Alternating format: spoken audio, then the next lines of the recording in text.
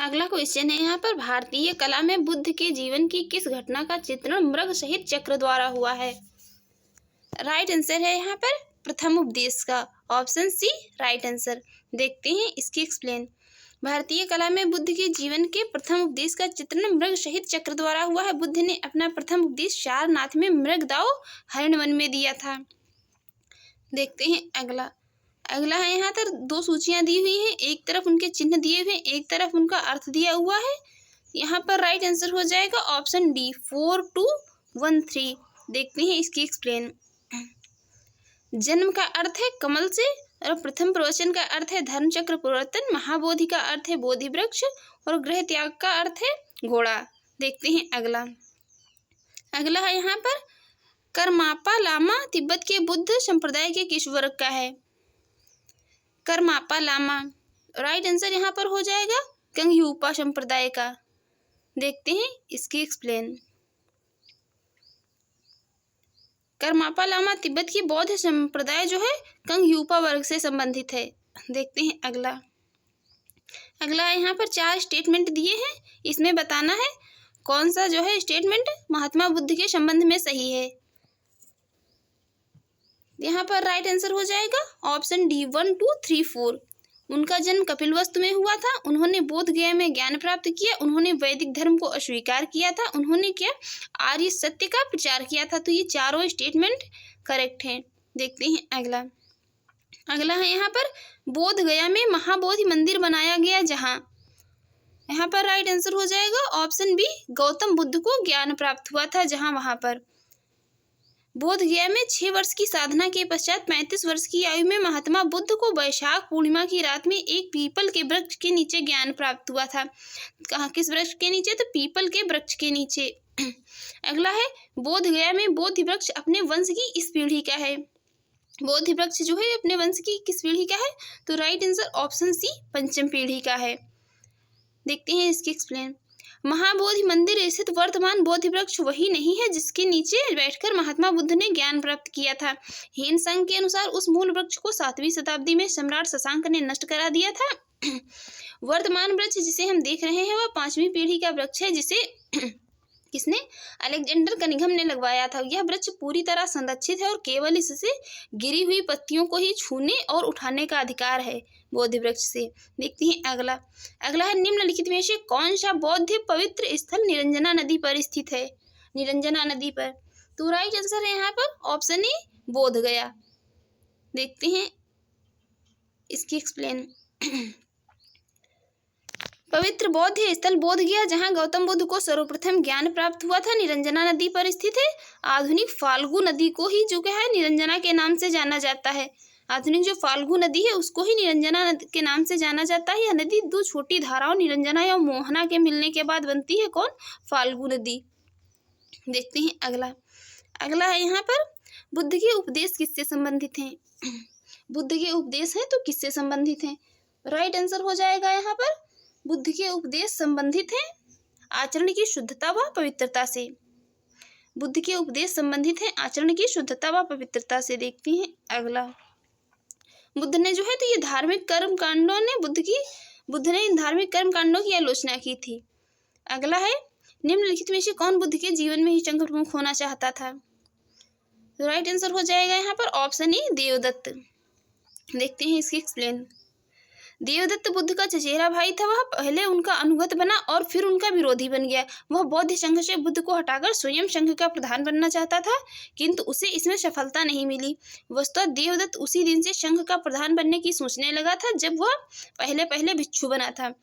देवदत्त जो था बुद्ध का चचेरा भाई, वह जिस दिन पहले भिक्षु बना था पहले दिन, उसी दिन से वह संघ का प्रमुख या प्रधान बनने की सोचने लगा था। अगला यहाँ पर, गौतम बुद्ध ने अपनी मृत्यु के उपरांत बौद्ध संघ के नेतृत्व के लिए निम्न में से किसे नामित किया? तो राइट आंसर है यहाँ पर ऑप्शन डी उपर्युक्त में से कोई नहीं। देखते हैं इसकी एक्सप्लेन। कुशीनारा में मल्लों के शालवन में विश्राम के दौरान अपनी मृत्यु से पूर्व बुद्ध ने भिक्षुओं को निकट बुलाकर धर्मोपदेश दिया। आनंद, शायद तुम ऐसा सोचो कि हमारे शास्ता चले गए, अब हमारा शास्ता नहीं है। आनंद, ऐसा मत समझना, मैंने जो धर्म और विनय दिए मेरे बाद वे ही तुम्हारे शास्ता होंगे। इस प्रकार स्पष्ट है कि बुद्ध ने अपनी मृत्यु के उपरांत बौद्ध संघ के नेतृत्व के लिए किसी को नामित नहीं किया था, बल्कि उन्होंने उपदेशों, धर्म एवं विनय को ही मार्गदर्शक बताया था। मृत्यु के समय गौतम बुद्ध ने अपने भिक्षुओं को जो है अपने निकट बुलाकर ये उपदेश दिया था। देखते हैं अगला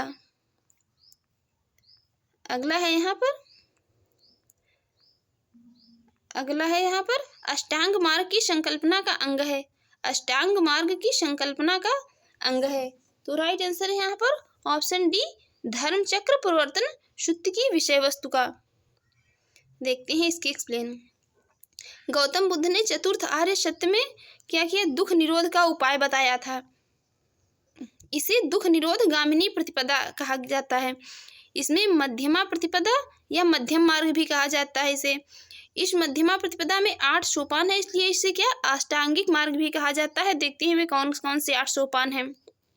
8 सोपान है वे सम्यक दृष्टि, सम्यक संकल्प, सम्यक वाक, सम्यक कर्मांत, सम्यक आजीव, सम्यक व्यायाम, सम्यक स्मृति एवं सम्यक समाधि। ये अष्टांगिक मार्ग धर्म चक्र प्रवर्तन सूत्र की विषय वस्तु का अंग है। देखते हैं अगला यहाँ पर 4 स्टेटमेंट दिए हैं। बताना है कौन सा गौतम बुद्ध के बारे में सत्य है। कौन सा स्टेटमेंट गौतम बुद्ध के बारे में सत्य है? तो यहाँ पर जो है ये 1 और 3 का जो स्टेटमेंट दिया है यही सत्य है, और यहाँ पर कूट में कहीं 1 और 3 दिया नहीं है। तो यहाँ पर जो है कूट के हिसाब से कोई भी राइट आंसर नहीं हो सकता। देखते हैं इसकी एक्सप्लेन। महात्मा बुद्ध कर्म सिद्धांत में विश्वास करते थे। वे आत्मा में विश्वास न करते हुए भी पुनर्जन्म में विश्वास करते थे। बुद्ध के अनुसार चरित्र कर्म का पुनर्जन्म होता है। वे निर्वाण प्राप्ति में विश्वास करते थे, किंतु ईश्वर की सत्ता में विश्वास नहीं करते थे। जो है 1 और 3 स्टेटमेंट सही है, ये ऑप्शन में कहीं कूट में दिया नहीं है। अगला है बौद्ध संघ में भिक्षुणी के रूप में स्त्रियों के प्रवेश की अनुमति बुद्ध द्वारा दी गई थी। तो राइट आंसर है ऑप्शन बी, किसमें? वैशाली में। देखते हैं इसके एक्सप्लेन। अपने प्रिय शिष्य आनंद के कहने पर बुद्ध ने वैशाली में स्त्रियों को बौद्ध संघ में भिक्षुणी के रूप में प्रवेश की अनुमति दी। बौद्ध संघ में सर्वप्रथम शामिल होने वाली स्त्री थी तो वो थी महाप्रजापति गौतमी। देखते हैं अगला है यहाँ पर अगला है त्रिपिटक क्या है? त्रिपिटक जो है तो क्या है? Right answer option D, Buddha के उपदेशों का संग्रह है त्रिपिटक। देखते हैं इसके एक्सप्लेन। त्रिपिटक बौद्ध ग्रंथों में सर्वाधिक महत्वपूर्ण है। बुद्ध की मृत्यु के बाद उनकी शिक्षाओं को संकलित कर 3 भागों में बांटा गया। इन्हीं को त्रिपिटक कहा जाता है, और ये हैं विनय पिटक, संघ संबंधी नियम तथा आचार की शिक्षाएं हैं। शुद्ध पिटक में है धार्मिक सिद्धांत तथा अभिधम्म पिटक में है दार्शनिक सिद्धांत। ये त्रिपिटक मोस्ट इंपॉर्टेंट है, ये पूछे जाते हैं। अगला है त्रिपिटक ग्रंथ किस धर्म से संबंधित है? तो राइट आंसर ऑप्शन बी, बौद्ध धर्म से। अगला है त्रिपिटक किसकी धार्मिक पुस्तक है? तो ये किसकी है? बौद्धों की। अगला है त्रिपिटक निम्नलिखित में से किससे संबंध है? तो ये संबंधित है बौद्धों से। अगला है निम्नलिखित में से किस बौद्ध ग्रंथ में संघ जीवन के नियम प्राप्त होते हैं? संघ जीवन के नियम किसमें प्राप्त होते हैं?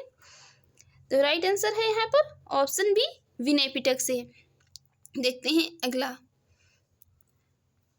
है यहाँ पर यमक बुद्ध पिटक से संबंधित है। यमक बुद्ध पिटक से संबंधित है, तो राइट आंसर ऑप्शन सी, इससे अभिधम्म से।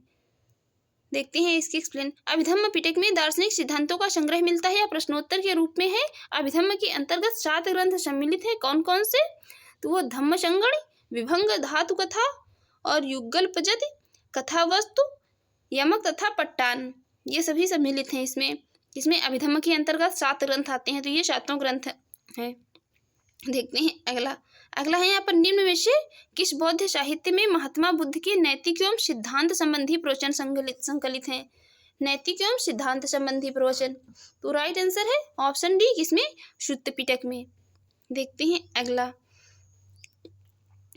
देखते हैं इसकी एक्सप्लेन। शुद्ध पिटक में महात्मा बुद्ध के नैतिक एवं सिद्धांत संबंधी प्रवचन संकलित है, अर्थात इसमें बौद्ध धर्म के सिद्धांत एवं उपदेश संग्रह हैं। जबकि विनय पिटक में क्या है? तो इसमें संघ संबंधी नियम है तथा दैनिक जीवन संबंधी आचारों विचारों विधि निषेधों आदि का संग्रह किया गया है।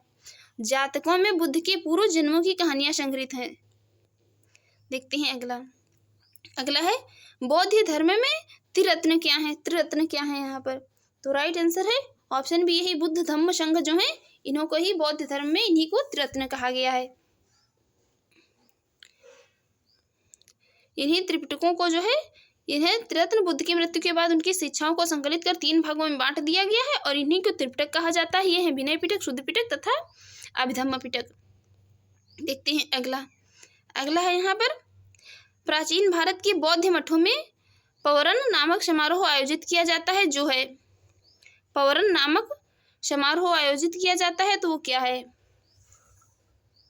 यहाँ पर?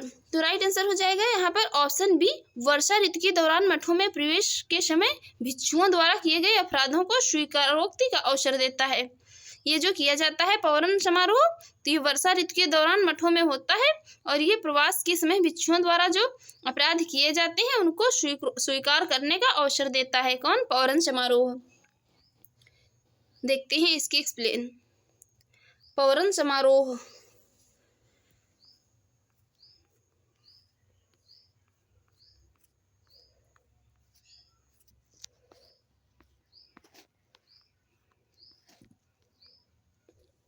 देखते हैं इसकी एक्सप्लेन। पवरन समारोह इसमें देता है इसकी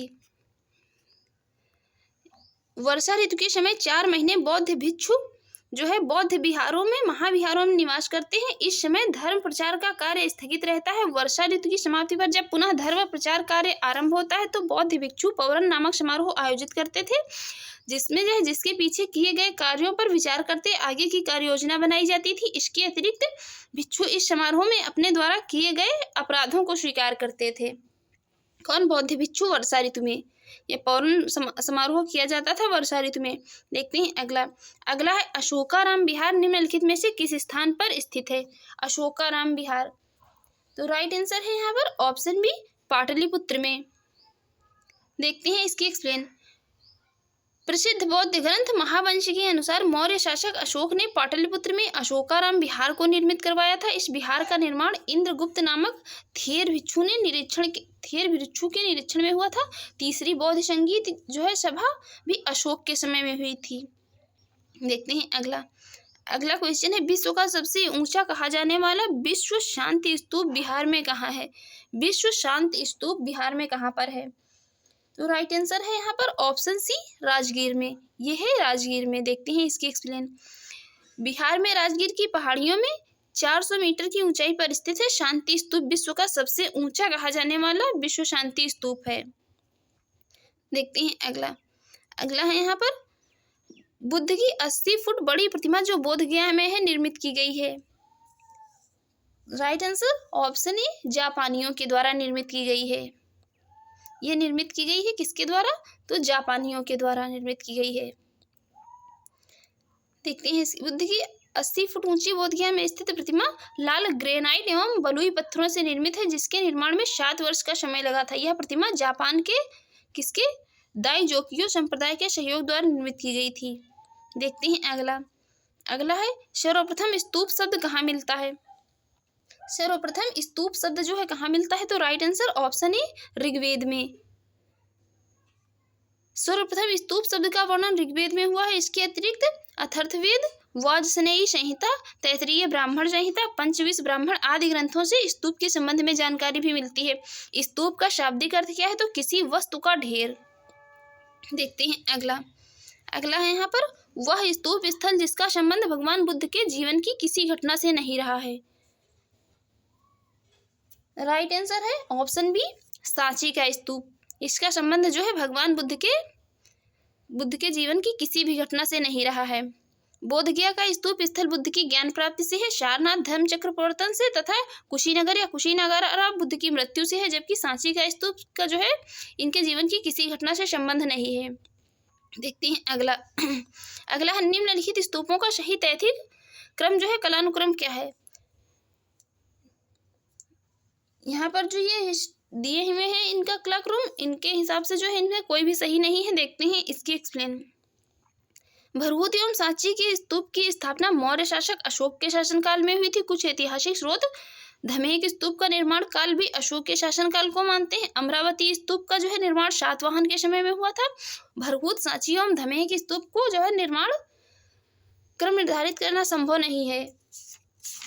देखते हैं अगला।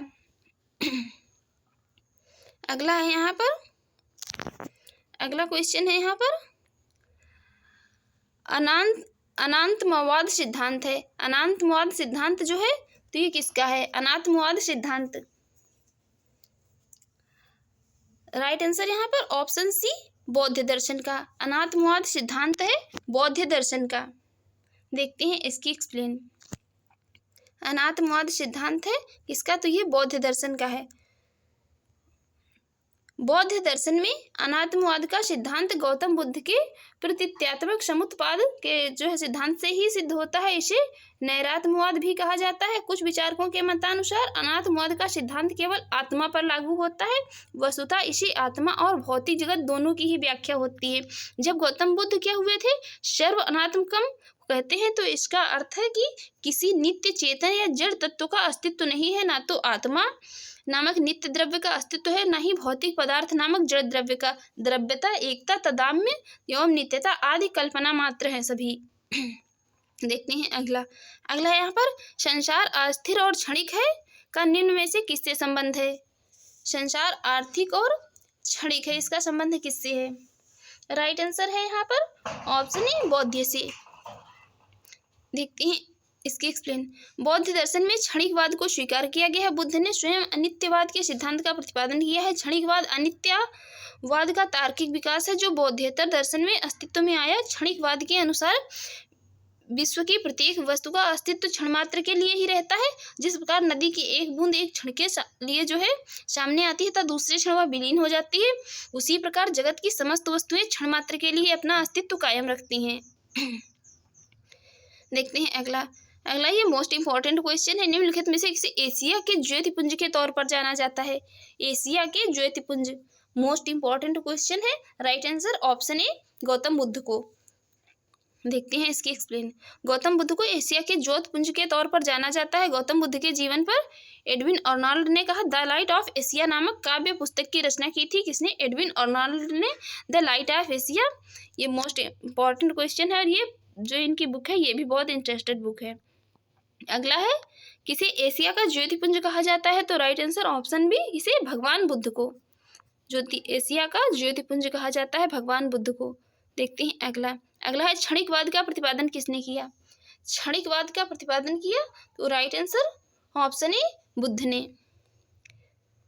क्षणिकवाद का सिद्धांत किसने? बौद्ध दर्शन से संबंधित है। क्षणिकवाद अनित्य जो है वाद का तार्किक विकास है जो बौद्धोत्तर दर्शन में अस्तित्व में आया। बुद्ध के अनुसार संसार में कुछ भी स्थायी या नित्य नहीं है, यहाँ तक कि आत्मा का भी नित्य सत्ता नहीं है। और यही उल्लेखनीय है कि गौतम बुद्ध ने स्वयं अस्तित्ववाद व क्षणिकत्व में भेद किया है। उन्होंने आत्मा को क्षणिक तथा भौतिक वस्तुओं को अनित्य कहा है। अगला क्वेश्चन है यहाँ पर भारत की सांस्कृतिक इतिहास के संदर्भ में पारमिता शब्द का सही विवरण निम्नलिखित में से कौन सा है? पारमिता शब्द। राइट आंसर है यहाँ पर ऑप्शन सी परिपूर्णताएं जिनकी प्राप्ति से बोधिसत्व पथ प्रशस्त होता है। देखते हैं इसकी। बौद्ध धर्म में बोधिसत्वों का बुद्धत्व प्राप्त करने के लिए पारमिता नामक विशिष्ट साधना का वर्णन किया गया है। पारमिता ही एक मात्र ऐसा साधन है जिसके द्वारा बुद्ध की मान्य पदवी बुद्धत्व की प्राप्ति की जा सकती है। बोधिचर्यावतार में आचार्य शांतिदेव कहते हैं कि जो साधक बुद्ध की प्राप्ति के लिए यत्नवान है अर्थात जो बोधिसत्व है उसे षट पारमिताओं दान पारमिता, शील पारमिता, शांति पारमिता, वीर्य पारमिता, ध्यान पारमिता तथा प्रज्ञा पारमिता को ग्रहण करना चाहिए। इन षट पारमिताओं जो प्रज्ञा पारमिता का प्राधान्य है, प्रज्ञा पारमिता जो है इसमें तो प्राधान्य है। देखते हैं अगला क्वेश्चन है सर एडविन अर्नॉल्ड की पुस्तक है द लाइट ऑफ एशिया आधारित है। लाइट ऑफ एशिया आधारित है किस पर? ये राइट आंसर ऑप्शन बी, ये आधारित है किस पर? ललित विस्तार पर। ललित विस्तार पर आधारित है द लाइट ऑफ एशिया। देखते हैं अगला। और इसका प्रकाशन कब हुआ था? तो इसका प्रकाशन हुआ था 1879 में, लंदन में किया गया था। देखते हैं अगला है बौद्ध धर्म के महायान और हीनयान संप्रदायों में सर्वाधिक मौलिक अंतर निम्नलिखित में से कौन सा है? हीनयान। ये जो है बौद्ध धर्म दो भागों में बट गया था, दो शाखाओं में। इसकी एक शाखा थी महायान और दूसरी थी हीनयान। तो जो सर्वाधिक मौलिक अंतर है कौन सा है इसमें? राइट आंसर है ऑप्शन सी, देवी देवताओं की पूजा। देखते हैं इसके एक्सप्लेन में। बौद्ध धर्म के हीनयान और महायान संप्रदायों में सर्वाधिक मौलिक अंतर है देवी देवताओं की पूजा। हीनयान में बुद्ध को एक महापुरुष माना जाता है, जबकि महायान में उन्हें देवता माना जाता है, उनकी पूजा की जाने लगी। इसके साथ ही अनेक बोधिसत्वों की भी पूजा की जाने लगी थी। किसमें? ये महायान जो शाखा थी इसकी। अगला है गौतम बुद्ध को एक देवता का स्थान जिस राजा के युग में प्राप्त हुआ। गौतम बुद्ध को एक देवता का स्थान प्राप्त हुआ था। तो राइट आंसर ऑप्शन बी, किसके? कनिष्क के शासनकाल में। देखते हैं एक्सप्लेन। कनिष्क के शासनकाल में संपन्न चतुर्थ बौद्ध संगीति में बौद्ध धर्म हीनयान एवं महायान नामक दो स्पष्ट एवं स्वतंत्र संप्रदायों में विभक्त हो गया। महायान शाखा में बुद्ध को देवता माना गया तथा उनकी पूजा की जाने लगी। इस प्रकार कनिष्क के काल में बौद्ध धर्म की महायान शाखा के तहत गौतम बुद्ध को क्या है? एक देवता का स्थान प्राप्त हुआ था। देखते हैं अगला है यहाँ पर, भारत में पहले जिस मानव प्रतिमाओं को पूजा गया वह थी। भारत में जो है पहले जिस मानव प्रतिमाओं को पूजा गया, तो कौन सी मानव प्रतिमाएं थी? कौन सी मानव प्रतिमाओं की पूजा की गई? तो राइट आंसर यहाँ पर है ऑप्शन सी, बुद्ध की। देखते हैं इसकी एक्सप्लेन। भारत में सबसे पहले बुद्ध की प्रतिमाओं की पूजा की गई। बौद्ध धर्म के महायान शाखा के अनुयायियों ने सर्वप्रथम बुद्ध मूर्तियां स्थापित करके उनकी पूजा आरंभ की थी। किसने? तो ये महायान शाखा ने। देखते हैं अगला है, देश में निम्न में से किसने मूर्ति पूजा की नींव रखी थी? मूर्ति पूजा की नींव किसने रखी थी? तो राइट आंसर है ऑप्शन बी, बौद्ध धर्म ने। बौद्ध धर्म ने जो है ये मूर्ति पूजा की नींव रखी थी सर्वप्रथम। देखते हैं अगला क्वेश्चन है यहाँ पर। गांधार शैली की मूर्ति कला में बुद्ध के सारनाथ में हुए प्रथम धर्मोपदेश से संबंध प्रवचन मुद्रा का नाम है। प्रवचन मुद्रा जो थी इनकी, तो कौन थी? तो राइट आंसर है यहाँ पर ऑप्शन सी, धर्म चक्र। देखते हैं एक्सप्लेन। गांधार की कला उत्पत्ति का स्रोत एशिया माइनर तथा हेलेनिस्टिक कला थी। इस शैली की कला का प्रमुख विषय महात्मा बुद्ध का जीवन चरित्र है। इसके अंतर्गत बुद्ध की धर्म चक्र मुद्रा, ध्यान मुद्रा, अभय मुद्रा और वरद मुद्रा आदि मूर्तियों का निर्माण किया गया है। देखते हैं अगला है, बुद्ध की खड़ी प्रतिमा निम्न में से किस काल में बनाई गई थी? अक्सर देखते होंगे आप लोग, जो भी कहीं पिक्चर में प्रतिमाएं दिखाई जाती हैं तो बुद्ध की जो है बैठी हुई प्रतिमाएं ही दिखाई जाती हैं। तो इनकी जो ये खड़ी प्रतिमा है किस काल में बनाई गई थी? तो राइट आंसर है यहाँ पर ऑप्शन बी, कुषाण काल में। देखते हैं इसकी एक्सप्लेन। कुषाण काल में ही गांधार एवं मथुरा कला शैली के तहत बुद्ध एवं बोधिसत्वों की बहुसंख्यक मूर्तियों का बैठी एवं खड़ी स्थिति में निर्माण हुआ। BS अग्रवाल के मतानुसार सर्वप्रथम मथुरा में ही बुद्ध मूर्तियों का निर्माण किया गया, जहां इनके लिए जो है पर्याप्त आधार था। हेनसांग के विवरण के अनुसार बुद्ध की प्रथम प्रतिमा कौशाम्बी में बनी थी, परंतु अनेक विद्वान महात्मा बुद्ध की प्रथम प्रतिमा के निर्माण का श्रेय किसे? गांधार कला को देते हैं। अतः जो है निश्चित तौर पर नहीं कहा जा सकता है कि बुद्ध की प्रथम प्रतिमा कहाँ बनी। देखते हैं अगला है यहाँ पर, बुद्ध की प्राचीनतम प्रतिमा किस शैली में प्राप्त होती है? प्राचीनतम प्रतिमा, तो यहाँ पर राइट आंसर होगा ऑप्शन ई, उपर्युक्त में से कोई नहीं। देखते हैं अगला है यहाँ पर, अगला है, भगवान बुद्ध की प्रतिमा कभी कभी एक हस्त मुद्रा युक्त दिखाई गई है जिसे भूमिस्पर्श मुद्रा कहा जाता है। यह किसका प्रतीक है? यह किसका प्रतीक है जो कि भूमिस्पर्श मुद्रा कही जाती है? तो राइट आंसर है यहाँ पर ऑप्शन बी, मार के प्रलोभनों के बावजूद अपनी शुचिता और शुद्धता का साक्षी होने के लिए बुद्ध का धरती का आह्वान। देखते हैं अगला, इसकी एक्सप्लेन देख लेते हैं। बुद्ध की भूमिस्पर्श मुद्रा से तात्पर्य है अपने तप की शुचिता और निरंतरता को बनाए रखना। बुद्ध की भूमिस्पर्श मुद्रा मार कामदेव के प्रलोभनों के बावजूद अपनी जो है शुचिता और शुद्धता का साक्षी होने के लिए बुद्ध का धरती आह्वान को प्रदर्शित करती है। कौन? भूमिस्पर्श की मुद्रा। अगला है, भूमिस्पर्श की मुद्रा सारनाथ बुद्ध मूर्ति संबंधित है। इसका संबंध कहाँ से है? जो भूमिस्पर्श की ये जो मुद्रा है, राइट आंसर है यहाँ पर राइट आंसर होगा ऑप्शन डी। कहाँ से? तो इसका संबंध है गुप्त काल से। देखते हैं इसकी एक्सप्लेन। भूमिस्पर्श मुद्रा की सारनाथ की बुद्ध मूर्ति गुप्त काल से संबंधित है। इसकी आध्यात्मिक अभिव्यक्ति गंभीर मुस्कान एवं शांत ध्यानमग्न मुद्रा भारतीय कला की सर्वोच्च सफलता का प्रदर्शन करती है। देखते हैं अगला, सारनाथ की भूमि स्पर्श मुद्रा वाली बुद्ध प्रतिमा कलांकित है। ये कालांकित है कहाँ से? बुद्ध प्रतिमा। राइट आंसर ऑप्शन बी गुप्त काल से। ये कालांकित है गुप्त काल से। देखते हैं अगला। अगला है यहाँ पर भारत के सांस्कृतिक इतिहास के संदर्भ में निम्नलिखित युगों पर विचार कीजिए। यहाँ पर परिव्राजक के सामने दिया है परित्यागी एवं भ्रमणकारी, श्रवण के सामने दिया उच्च पद प्राप्त पुजारी और उपासक के सामने दिया हुआ बौद्ध का साधारण अनुगामी। यहाँ पर बताना है जो ये कौन सा यहाँ पर राइट आंसर होगा। राइट आंसर है यहाँ पर ऑप्शन बी 1 और 3। ये जो पहला और तीसरा है यही सही सुमेलित है, बाकी जो है ये दूसरा सही सुमेलित नहीं है। देखते हैं इसका एक्सप्लेन। परिव्राजक का जो है अर्थ परित्यागी एवं भ्रमणकारी, श्रवण का अर्थ है भिक्षु या साधु और उपासक का संबंध है बौद्ध धर्म का साधारण अनुगामी से। देखते हैं अगला। अगला है यहाँ पर अगला क्वेश्चन है यहाँ पर निम्नलिखित में से कौन से शासक ने बौद्ध मत के विस्तार में योगदान नहीं दिया? बौद्ध मत के विस्तार में किसने योगदान नहीं दिया? तो right answer option D Pushyamitra Shunga ने। अशोक, कनिष्क और हर्षवर्धन ने बौद्ध धर्म के विकास में योगदान दिया, जबकि शुंग वंश के संस्थापक पुष्यमित्र शुंग ने मगध साम्राज्य पर अधिकार जमाकर यहाँ और यवनों के आक्रमण से देश की सुरक्षा की, वहीं दूसरी ओर देश में शांति और व्यवस्था की स्थापना की कर वैदिक धर्म और आदर्शों की जो है अशोक के शासनकाल में उपेक्षित हो गए, पुनः जो है प्रतिष्ठा की गई। इसी कारण उसका वैदिक काल जो है उसका काल वैदिक प्रतिक्रिया अथवा वैदिक पुनर्जागरण का काल भी कहा जाता है। किसका? ये अशोक का।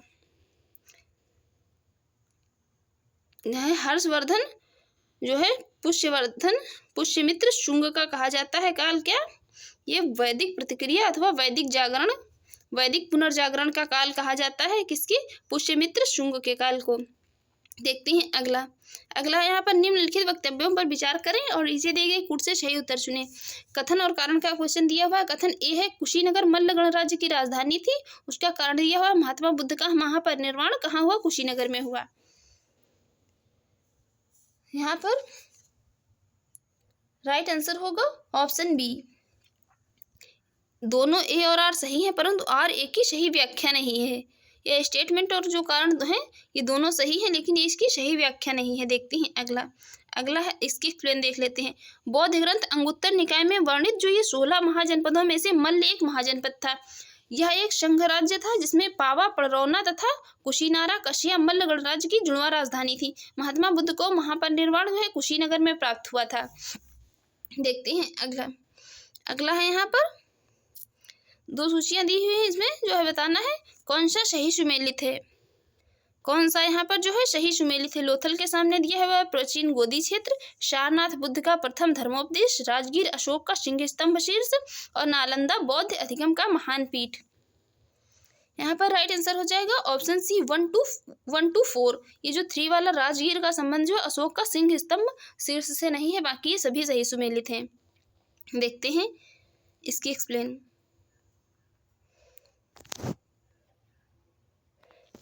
ये जो सैंधवपुरा स्थल लोथल गुजरात से के गोदीवाड़ा के अवशेष मिले हैं। सारनाथ वाराणसी में महात्मा बुद्ध ने अपना प्रथम धर्मोपदेश दिया, धर्मचक्र प्रवर्तन दिया था। नालंदा बौद्ध अधिगम का महान जो पीठ था, यह कुमारगुप्त प्रथम के शासनकाल में विश्वविद्यालय की स्थापना। अशोक का जो सिंह स्तंभ शीर्ष राजगीर में नहीं बल्कि ये कहाँ है? ये है सारनाथ में स्थित है।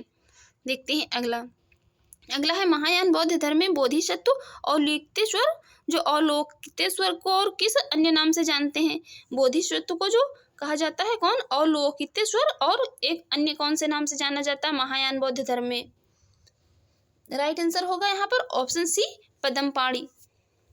इनका अन्य नाम है पद्मपाणि। बौद्ध धर्म दर्शन में यह माना गया है कि बोधिसत्वों में अवलोकितेश्वर की स्थित महिमा मंडित है। उन लोगों ने यह निश्चय किया था कि वे तब तक बुद्ध नहीं बनेंगे जब तक कि सभी मनुष्यों को निर्वाण नहीं प्राप्त हो जाता है।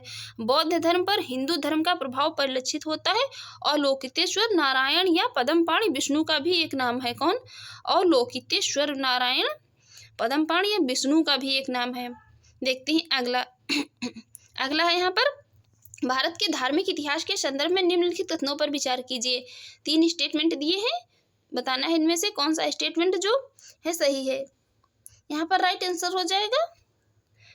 हो जाएगा ऑप्शन बी 2 और 3। ये जो दूसरा लोकोत्तरवादी संप्रदाय बौद्ध धर्म के महासंघिक संप्रदाय की एक शाखा थी और महासंघिकों द्वारा बुद्ध के देवतारोपण ने महायान बौद्ध धर्म को प्रोत्साहित किया। ही सही है, बाकी ये पहला स्टेटमेंट जो है ये इनकरेक्ट है। देखते हैं इसकी एक्सप्लेन।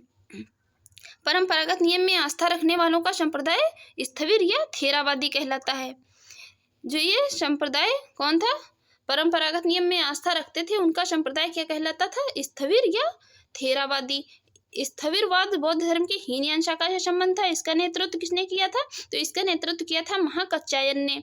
परिवर्तन के साथ नियम को स्वीकार करने वालों का संप्रदाय महासंघिक कहलाया। इनका नेतृत्व किया था महाकश्यप ने। लोकोत्तरवादी संप्रदाय बौद्ध धर्म के महासंघिक संप्रदाय की एक शाखा। बौद्ध धर्म में जो है लोकोत्तर निकाय 18 निकायों में से एक है। अब देखते हैं अगला है यहाँ पर, भारतीय इतिहास के संदर्भ में निम्नलिखित में से कौन भावी बुद्ध है जो संसार की रक्षा हेतु अवतरित होंगे। भावी बुद्ध कौन होंगे, भावी बुद्ध। देखते हैं भावी बुद्ध होंगे कौन, मैत्रेय। देखते हैं किस ऑप्शन में, ऑप्शन सी में दिया हुआ है मैत्रेय, तो राइट आंसर ऑप्शन सी। देखते हैं इसकी एक्सप्लेन। बौद्ध मान्यताओं के अनुसार मैत्रेय संचक्रत एक बोधिसत्व है जो पृथ्वी पर भविष्य में अवतरित होंगे और बुद्धत्व प्राप्त करेंगे तथा विशुद्ध धर्म की रक्षा देंगे। मैत्रेय के अवतरण की भविष्यवाणी ऐसे समय के लिए की गई है जब इस लोक में अनैतिकता अनाचार इतना बढ़ जाएगा कि मानव जीवन असुरक्षित होता दिखेगा। सुरक्षा के लिए लोग इधर उधर भटकेंगे, सर्वत्र त्राहि त्राहि मच जाएगी और मानव जीवन जो है संघर्षमय बनता दिखेगा। ऐसे आपातकाल में क्या होगा, बोधिसत्व मैत्रेय इस भूतल पर भविष्य के बुद्ध के रूप में अवतार लेंगे। वह पुनः बौद्ध धर्म की स्थापना करेंगे और सभी मानवों को सुख शांति एवं समृद्धि प्रदान करेंगे। देखते हैं अगला क्वेश्चन है, भारत के धार्मिक इतिहास के संदर्भ में निम्नलिखित कथनों पर विचार कीजिए। 3 स्टेटमेंट दिए हैं यहाँ पर, इसमें बताना है कौन सा स्टेटमेंट करेक्ट होगा। यहाँ पर राइट आंसर हो जाएगा ऑप्शन बी। दूसरा और तीसरा स्टेटमेंट जो है करेक्ट है, बाकी जो ये पहला स्टेटमेंट है इनकरेक्ट है। दूसरा स्टेटमेंट है बोधिसत्व अपने प्रबोध के मार्ग पर बढ़ता हुआ करुणामय है और तीसरा स्टेटमेंट है बोधिसत्व समस्त सचेतन प्राणियों को उनके प्रबोध के मार्ग में चलने में सहायता करने के लिए स्वयं निर्वाण प्राप्ति विलंबित करता है। ये सब अभी हम एक्सप्लेन कर चुके हैं।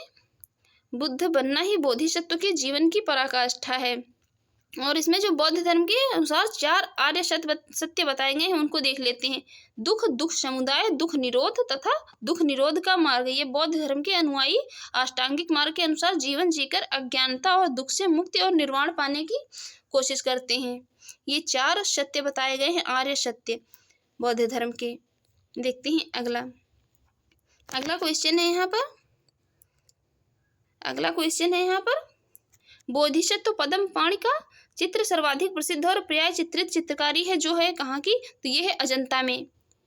देखते हैं इसकी एक्सप्लेन। जो गुफा संख्या 1 की एक बोधिसत्व पद्म पाणि का चित्र अजंता चित्रकला की श्रेष्ठ कलाकृतियों में से एक है। इसे 6ठी शताब्दी ईसा के अंत में निष्पादित किया गया। चित्र में बोधिसत्व पद्म पाणि राजसी शैली में एक नीलम जड़ित मुकुट पहना हुआ है और उसके लंबे काले बाल मनोहारी रूप से झुक रहे हैं। रमणीय रीति से अलंकृत यह आकृति आदम कद से भी बड़ी है। इसमें और क्या है, इसमें उसके दाहिने हाथ कुछ रुके हुए तथा कमल के पुष्प को पकड़े हुए दर्शाया गया है। इसमें पद्म पाणि का चित्रण जो कि अजंता चित्रकला की श्रेष्ठ कला है। देखते हैं अगला है यहाँ पर हीनयान अवस्था का विशालतम एवं सर्वाधिक विकसित शैलकृत जो है चैत्यग्रह स्थित है। चैत्यग्रह कहाँ स्थित है, तो राइट आंसर है ऑप्शन सी, कार्ले में। हीनयान अवस्था का विशालतम एवं सर्वाधिक विकसित शैलकृत चैत्यग्रह कार्ले में स्थित, या कार्ले कहाँ है, तो पुणे महाराष्ट्र के मावल तालुका में स्थित है। देखते हैं अगला है यहाँ पर निम्नलिखित में से किस शैलकृत गुफा में 11 सिरों के बोधिसत्व का अंकन मिलता है। 11 सिरों के बोधिसत्व का अंकन मिलता है कहाँ, कन्हेरी में। Right answer option C, Kanheri में मिलता है। सलसेती द्वीप में स्थित कन्हेरी गुफाएं महाराष्ट्र में मुंबई शहर का एक प्रमुख पर्यटन स्थल है। और ये कन्हेरी गुफाएं, ये गुफाएं संजय गांधी राष्ट्रीय उद्यान परिसर में स्थित हैं। प्राचीन अभिलेखों में कान्हा शैल, कृष्णगिरी, कान्हगिरी के नाम से उल्लेखित है। कन्हेरी बौद्धों का प्रमुख केंद्र थी।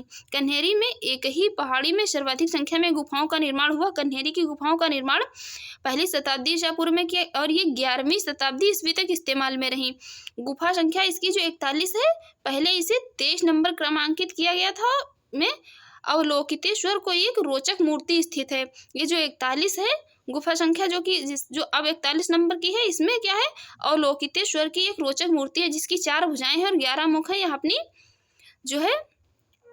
अपनी किस्म में भारत की स्थित एकमात्र मूर्ति है। इस रूप की उपासना चीनी, तुर्किस्तान, कंबोडिया तथा जापान में 7वीं 8वीं जो है शताब्दी में क्या हुआ, 8वीं सदी में यह लोकप्रिय थी। कहाँ चीनी जो है तुर्किस्तान और कंबोडिया तथा जापान में। देखते हैं अगला क्वेश्चन है यहाँ पर प्रथम शताब्दी ईस्वी में किस भारतीय बौद्ध भिक्षुक को चीन भेजा गया था? किस भारतीय बौद्ध भिक्षुक को जो है चीन भेजा गया था? यहाँ पर राइट आंसर हो जाएगा ऑप्शन डी, किसी नागार्जुन को। देखते हैं इसके एक्सप्लेन। नागार्जुन कनिष्क के दरबार की एक महान विभूति था जो उसने अपनी पुस्तक माध्यमिक कारिका में सापेक्षता सिद्धांत को प्रस्तुत किया। चीनी मान्यता के अनुसार नागार्जुन ने चीन की यात्रा कर वहाँ बौद्ध शिक्षा प्रदान की थी। किसने? नागार्जुन ने। इसने जो है ये पुस्तक माध्यमिक कारिका या माध्यमिक सूत्र भी कहीं कहीं लिखा मिलेगा, इसकी रचना की थी। देखते हैं अगला शून्यता के सिद्धांत का सर्वप्रथम प्रतिपादन करने वाला बौद्ध दार्शनिक था। शून्यता के सिद्धांत का राइट आंसर ऑप्शन ए कौन था? वो था नागार्जुन। माध्यमिक या शून्यवाद मत के प्रवर्तक थे कौन? नागार्जुन, जिनकी पुस्तक रचना थी माध्यमिक कारिका, जिसके सापेक्षवाद भी कहा जाता है, जिसके अनुसार प्रत्येक वस्तु किसी न किसी कारण से उत्पन्न हुई है। नागार्जुन ने क्या प्रतीत्य समुत्पाद को ही शून्यता माना था। प्रतीत्य समुत्पाद को शून्यता माना था किसने? नागार्जुन ने। नागार्जुन किस बौद्ध संप्रदाय के हैं? तो राइट आंसर ऑप्शन सी माध्यमिक। देखते हैं अगला बौद्ध शिक्षा का केंद्र है। बौद्ध शिक्षा का केंद्र है तो राइट आंसर ऑप्शन ए विक्रमशिला बौद्ध शिक्षा का केंद्र है। देखते हैं इसकी एक्सप्लेन। प्राचीन काल में बौद्ध शिक्षा के प्रमुख 3 केंद्र थे कौन? नालंदा, वल्लभी और विक्रमशिला। नालंदा कहाँ है? नालंदा बिहार आधुनिक पटना के दक्षिण में लगभग 40 मील की दूरी पर आधुनिक बड़गांव नामक ग्राम के समीप स्थित है। यह महायान बौद्ध धर्म की शिक्षा का प्रमुख केंद्र था। वल्लभी गुजरात के कठियावाड़ क्षेत्र में आधुनिक वल नामक स्थान पर स्थित है, जो कि ये पश्चिम भारत में है। देखते हैं इधर एक्सप्लेन इसकी दी हुई है। ये क्या थे? पश्चिम भारत में शिक्षा एवं संस्कृति का प्रमुख केंद्र बनाया। हीनयान बौद्ध धर्म की शिक्षा का प्रमुख केंद्र था। विक्रमशिला बिहार के आधुनिक भागलपुर से 24 मील पूर्व की ओर पत्थरघाट नामक पहाड़ी पर स्थित है। विक्रमशिला के महाविहार की स्थापना पाल नरेश धर्मपाल ने 770 से 810 ईस्वी में की थी और उसने यहाँ एक मंदिर तथा मठ भी बनवाए थे। वाराणसी हिंदू संस्कृति एवं धार्मिक शिक्षा का एक प्रमुख केंद्र था। गिरनार गुजरात के कहाँ है? गिरनार कहाँ था? तो गुजरात के जूनागढ़ जिले में स्थित है। बुद्ध के समय में उज्जैन अवंती राज्य की राजधानी थी। उज्जैन जो थी तो ये अवंती राज्य की राजधानी थी गौतम बुद्ध के समय में। देखते हैं अगला है वल्लभी विश्वविद्यालय स्थित था। वल्लभी विश्वविद्यालय स्थित था तो राइट आंसर ऑप्शन डी कहाँ? गुजरात में। देखते हैं अगला है नालंदा विश्वविद्यालय के स्थापन का युग है। नालंदा विश्वविद्यालय के स्थापन का युग है तो राइट आंसर ऑप्शन सी गुप्त काल। देखते हैं इसकी एक्सप्लेन। नालंदा एक विख्यात बौद्ध पीठ एवं विश्वविद्यालय था। यह बिहार में राजगीर के निकट स्थित था। 5वीं शताब्दी के मध्य गुप्तों के समय में नालंदा विश्वविद्यालय अस्तित्व में आया। सर्वप्रथम कुमारगुप्त प्रथम ने क्या किया? नालंदा बौद्ध बिहार को दान दिया और बाद में बुद्धगुप्त, तथागत गुप्त तथा बालादित्य नामक गुप्त शासकों ने भी इस बिहार को क्या किया? दान में दे दिया। देखते हैं अगला है नालंदा विश्वविद्यालय के संस्थापक कौन थे? नालंदा विश्वविद्यालय के संस्थापक कौन थे? तो राइट आंसर ऑप्शन बी कौन थे? कुमारगुप्त जो है ये इसके हेनसांग के अनुसार नालंदा विश्वविद्यालय का संस्थापक शक्रादित्य था, जिसने बौद्ध धर्म के त्रिरत्नों को प्रति महती श्रद्धा के कारण इसकी स्थापना करवाई थी और शक्रादित्य की पहचान हुई कुमारगुप्त प्रथम के रूप में, जिसकी प्रसिद्ध उपाधि थी महेंद्रादित्य। इसकी कुमारगुप्त की प्रसिद्ध उपाधि थी कौन? महेंद्रादित्य। अगला है नालंदा विश्वविद्यालय किस लिए प्रसिद्ध था? नालंदा विश्वविद्यालय किस लिए प्रसिद्ध था? तो ये प्रसिद्ध था बौद्ध धर्म दर्शन के लिए। देखते हैं किस ऑप्शन में दिया हुआ है।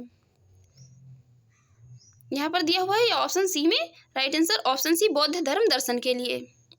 और नालंदा विश्वविद्यालय बौद्ध धर्म दर्शन के अध्ययन के लिए विश्व प्रसिद्ध था। उसी के अध्ययन के लिए चीनी यात्री हेनसांग यहाँ आया था। देखते हैं अगला है ये कथन और कारण दिया हुआ है, इसमें बताना है कौन सा सही है। कथन दिया हुआ है ए, 12वीं शताब्दी के अंत तक नालंदा महाविहार का पतन हो गया और उसका कारण है महाविहार को राजकीय प्रश्रय मिलना बंद हो गया। राइट आंसर होगा यहाँ पर ऑप्शन ए और आर दोनों सही है। आर ए की सही व्याख्या है।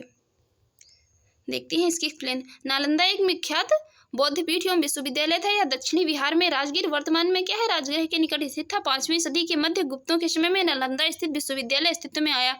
6ठी शताब्दी से भारत में तंत्रवाद का विकास होता है। पाल शासक धर्मपाल ने विक्रमशिला विश्वविद्यालय की स्थापना की। आगे पाल शासकों ने तंत्रवाद की शिक्षा पर ध्यान केंद्रित, विक्रमशिला को अधिक महत्व दिया तथा नालंदा उपेक्षित होने लगा तथा 12वीं शताब्दी के अंत तक क्रमिक पतन होता गया। बाद में क्या हुआ, बख्तियार खिलजी आया और इसे जलाकर अंतिम रूप से नष्ट कर दिया। इस तरह नालंदा के पतन में राजकीय प्रश्रय का मिलना जो है अभाव का भी एक कारण हो गया। इसे नालंदा विश्वविद्यालय था, इसको जो है नष्ट किसने कराया था, इसको नष्ट कराने वाला था कौन, ये था बख्तियार खिलजी।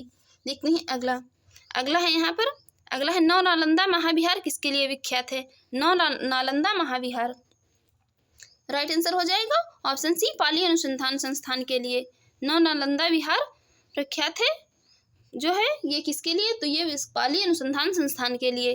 देखते हैं अगला है यहाँ पर, देख लेते हैं इसकी एक्सप्लेन। ये नौ नालंदा महाविहार बौद्ध अध्ययन का आधुनिक केंद्र है जिसे बिहार सरकार ने वर्ष कितने 1951 में नालंदा में स्थापित किया। इस केंद्र में बौद्ध एवं पाली अनुसंधान संस्थान है। यह बड़ी संख्या में श्रीलंका, जापान, कोरिया, तिब्बत, भूटान आदि देशों से पाली एवं बौद्ध अध्ययन हेतु जो है अनुसंधान हेतु विद्यार्थी आते हैं। अगला है यहाँ पर, निम्नलिखित में से कौन से बौद्ध धर्म और जैन धर्म दोनों में समान रूप से विद्यमान है।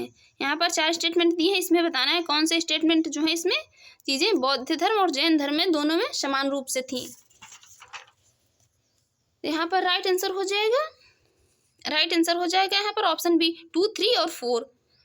वेद प्रमाण के प्रति अनास्था, कर्मकांडों की फलवत्ता का निषेध और प्राणियों की हिंसा का निषेध जो है, हिंसा ये जैन धर्म और बौद्ध धर्म दोनों में समान रूप से मिलती हैं। देखते हैं इसकी एक्सप्लेन। तब आत्मदमन और भोग की अति का एक परिहारी और मध्यम मार्ग का एक अनुसरण केवल बौद्ध धर्म में किया गया, जैन धर्म में नहीं। जबकि वेदों की प्रमाणिकता के प्रति अनास्था, कर्मकांडों की फलवत्ता का निषेध एवं प्राणियों की हिंसा का निषेध जो दोनों धर्मों में किया गया है। देखते हैं अगला है यहाँ पर, अगला है प्राचीन भारतीय इतिहास के संदर्भ में निम्नलिखित में से कौन सा कथन जो बौद्ध धर्म तथा जैन धर्म दोनों में समान रूप से विद्यमान है। यहाँ भी 3 स्टेटमेंट दिए हैं, इसमें बताना है कौन सा जो है बौद्ध धर्म तथा जैन धर्म दोनों में समान रूप से मिलते हैं। तो राइट आंसर यहाँ पर हो जाएगा ऑप्शन बी 2 और 3। वेद प्रमाण के प्रति अनास्था और कर्म कांडों की फलवत्ता का निषेध ये जैन धर्म तथा बौद्ध धर्म में दोनों में समान रूप से मिलते हैं। देखते हैं अगला है निम्नलिखित में से कौन सी बात बौद्ध धर्म तथा जैन धर्म में समान नहीं है। कौन सी बात है जो तो बौद्ध धर्म तथा जैन धर्म में समान नहीं है। देखते हैं यहाँ पर राइट आंसर हो जाएगा ऑप्शन सी, आत्मदमन। इसमें जो ये समान रूप से नहीं है, मिलता है बौद्ध धर्म तथा जैन धर्म दोनों में। देखते हैं अगला है भगवान बुद्ध ने निम्नलिखित 4 आर्य सत्यों का प्रतिपादन किया है। तो ये कौन कौन से, इनका सही कालानुक्रम बताना है। ये जो नीचे 4 आर्य सत्य दिए हुए हैं इनका गौतम बुद्ध ने प्रतिपादन किया है, तो इनका सही कालानुक्रम क्या है। राइट आंसर हो जाएगा यहाँ पर option A D B C. देखते हैं इसकी एक्सप्लेन। इसमें जो है इनका सही कालानुक्रम है दुख समुदाय, दुख निरोध और दुख निरोध गामिनी प्रतिपदा, ये इसका सही कालानुक्रम है। देखते हैं अगला है बौद्ध तथा जैन दोनों ही धर्म विश्वास करते हैं। इसमें से किसमें, तो राइट आंसर ऑप्शन है कर्म तथा पुनर्जन्म के सिद्धांत सही हैं। देखते हैं इसकी एक्सप्लेन। बुद्ध तथा महावीर दोनों ही 6ठी शताब्दी ईसा पूर्व की धार्मिक क्रांति के अग्रदूत थे। इन दोनों ने वैदिक कर्मकांड तथा वेदों की अपौरुषेयता का समान रूप से विरोध किया। हिंसा तथा सदाचार पर दोनों ने बल दिया तथा दोनों ने ही कर्मवाद पुनर्जन्म में विश्वास रखते थे। देखते हैं अगला है यहाँ पर बौद्ध दर्शन के अनुसार विचार कीजिए। कथन है पुनर्जन्म नहीं होता है और कारण है आत्मा की सत्ता नहीं है। इसमें बौद्ध धर्म के अनुसार जो है विचार करना है।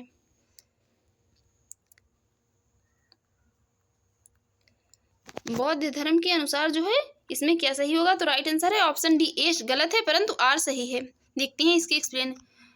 जो है प्रतीत समुत्पाद ही बुद्ध के उपदेशों का सार है और ब्राह्मण ग्रंथों द्वारा प्रतिपादित वेदों की अपरोक्षता एवं आत्मा की अमर सत्ता के सिद्धांत को उन्होंने स्वीकार नहीं किया है, परंतु आत्मा के अस्तित्व को अस्वीकार करने के बावजूद पुनर्जन्म तथा कर्म के सिद्धांत को मानते हैं। उनके अनुसार जीवन विभिन्न अवस्थाओं की संतति है जो एक दूसरे पर निर्भर करती है। किसी अवस्था की उत्पत्ति उसकी पूर्ववर्ती अवस्था से होती है। पूर्ववर्ती यही अर्थ है कि उन्होंने पुनर्जन्म को माना है। देखते हैं अगला। अगला है बौद्ध धर्म के विषय में कौन सा कथन सही है? 3 स्टेटमेंट दिए हैं, बताना है कौन से जो है बौद्ध धर्म के विषय में यहाँ पर कौन से स्टेटमेंट सही हैं। यहाँ पर राइट आंसर हो जाएगा ऑप्शन सी 1, 2, 3। बौद्ध धर्म में उसने वर्ण एवं जाति को अस्वीकार नहीं किया है, उसने ब्राह्मण वर्ग की सर्वोच्च सामाजिक कोटि को चुनौती दी है और जो है उसने कुछ एक शिल्पों को निम्न बताया है। तो ये सभी स्टेटमेंट जो है तीनों स्टेटमेंट सही हैं। देखते हैं अगला। अगला है बौद्ध धर्म के विस्तार के कारणों में निम्नलिखित में सम्मिलित थे। बौद्ध धर्म के विस्तार के कारणों में सम्मिलित थे। यहाँ पर 5 कारण दिए हुए हैं, इसमें बताना है कौन से जो है बौद्ध धर्म के कारणों में सम्मिलित थे इसमें से। तो यहाँ पर राइट आंसर हो जाएगा ऑप्शन सी 1, 2, 3, 4। ये जो 5 वाला था ये सम्मिलित नहीं था, बाकी ये चारों सम्मिलित थे। धर्म की सादगी, दलितों के लिए विशेष अपील, धर्म की मिशनरी भावना, स्थानीय भाषा का प्रयोग, ये सभी जो है इसमें सम्मिलित थे। देखते हैं अगला। अगला क्वेश्चन है यहाँ पर। अगला है यहाँ पर आरंभिक मध्ययुगीन समय में बौद्ध धर्म का पतन किन कारणों से हुआ? आरंभिक जब मध्यकाल में बौद्ध धर्म का पतन हो गया था तो ये किन कारणों से हुआ था उसकी यहाँ पर 3 स्टेटमेंट दिए हैं, बताना है कौन से कारण थे वो है बौद्ध धर्म के पतन के कारण मध्यकाल में। राइट आंसर हो जाएगा ऑप्शन ए। उस समय तक बुद्ध विष्णु के अवतार समझे जाने लगे और वैष्णव धर्म का हिस्सा बन गए। ये जो है मध्यकाल में इनका इसी कारण से पतन हो गया था किसका? बौद्ध धर्म का। देखते हैं इसमें आरंभिक मध्ययुगीन समय में भारत में बौद्ध धर्म का पतन इसलिए हो उस समय बुद्ध विष्णु के अवतार समझे जाने लगे थे और वैष्णव धर्म का हिस्सा बन गए थे। इसके जो सभी अनुयायी थे तो वो कौन से वैष्णव धर्म में चले गए थे। देखते हैं अगला। अगला है भारत के धार्मिक इतिहास के संदर्भ में निम्नलिखित कथनों पर विचार कीजिए। 2 स्टेटमेंट दिए हैं, इसमें से बताना है कौन सा भारत के धार्मिक इतिहास के संदर्भ में सही है। भारत के धार्मिक इतिहास के संदर्भ में जो है कौन सा स्टेटमेंट इसमें से सही है? तो यहाँ पर राइट आंसर हो जाएगा ऑप्शन बी। केवल दूसरा स्टेटमेंट सही है।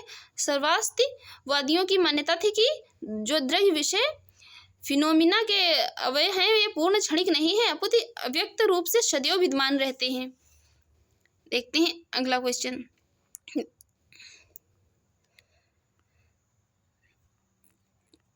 अगला क्वेश्चन है यहाँ पर। अगला क्वेश्चन है निम्नांकित कथनों पर विचार करें एवं चैत्य तथा बिहार में क्या अंतर है इसे चुने। यहाँ पर पूछा जा रहा है चैत्य एवं बिहार में क्या अंतर है। चैत्य एवं बिहार में जो है क्या अंतर है इसमें से। तो यहाँ पर राइट आंसर हो जाएगा ऑप्शन बी। चैत्य क्या है? चैत्य पूजा स्थल है, जबकि बिहार निवास स्थान है। बिहार बौद्ध धर्म में जो निवास स्थान होते थे उनको क्या कहा जाता था? बिहार। देखते हैं इसकी एक्सप्लेन। चैत्य का शाब्दिक अर्थ है चिता संबंधी। शवदाह के पश्चात बचे हुए अवशेषों को भूमि में गड़कर उनके ऊपर जो समाधियां बनाई जाती हैं उन्हीं को क्या कहा जाता है? उन्हीं को प्रारंभ में चैत्य या स्तूप कहा गया। इन समाधियों में महापुरुषों के धातु अवशेष सुरक्षित थे, अतः चैत्य उपासना के केंद्र बन गए। कालांतर में बौद्धों ने इन्हें अपनी उपासना का केंद्र बना लिया। चैत्य ग्रह के समीपों ही भिक्षुओं के रहने के लिए आवास बन गए और उन्हें क्या कहा गया? बिहार कहा गया। देखते हैं अगला। अगला क्वेश्चन है कुछ शैलकृत गुफाएं जो है बौद्ध गुफाओं को चैत्य कहते हैं, जबकि अन्य को बिहार। दोनों में क्या अंतर है? दोनों में क्या अंतर है? तो अंतर वही है कि चैत्य है पूजा स्थल और बिहार जो है निवास स्थान है इनके। तो राइट आंसर ऑप्शन बी। देखते हैं अगला। अगला है यहाँ पर सुल्तानी युग में बौद्धों की कौन सी शाखा सबसे प्रभावशाली थी। सुल्तानी युग का मतलब कि मध्यकाल को जो है सुल्तानी युग भी कहा जाता था। कौन सी शाखा सबसे प्रभावशाली थी? तो right answer option C Vajrayana शाखा। देख लेते हैं इसकी एक्सप्लेन। मध्यकाल में बौद्धों की वज्रयान शाखा सबसे अधिक प्रभावशाली थी। वज्रयान का जो है सबसे अधिक विकास 8वीं शताब्दी में हुआ था। तथा इसके सिद्धांत कौन कौन थे? तो मंजूश्री, मूलकल्प तथा गुह्य समाज नामक ग्रंथों से मिलते हैं। मंजूश्री, मूलकल्प, ये मोस्ट इंपॉर्टेंट है, ये याद रखिए। फ्रेंड्स, आपको हमारी वीडियो अच्छी लगी हो तो प्लीज़ चैनल को सब्सक्राइब कर दें और वीडियो को लाइक कर दें एंड अपने फ्रेंड्स के साथ भी शेयर करें। एंड जो भी आपकी सजेशन हो, उसे फीडबैक हो, उसे प्लीज़ कमेंट बॉक्स में कमेंट जरूर करें। Thanks for watching.